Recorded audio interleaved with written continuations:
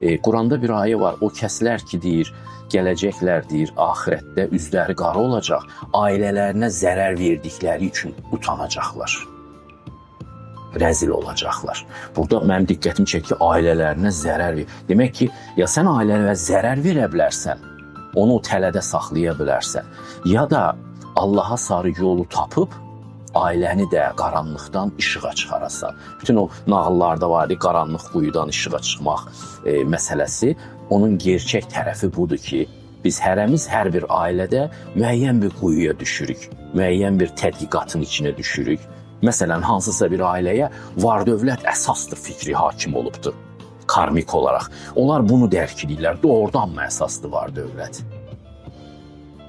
Və ya məsələn, şöhrət əsasdır deyəlim, və ya üzr istəyirəm, şəhvət əsasdır deyəlim.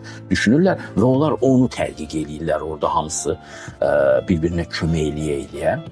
Və yol da buradan yaranır ki, kimsə Allaha gedən yolu tapmalıdır, çıxmalıdır bu quyudan, o biriləri də çıxarmalıdır.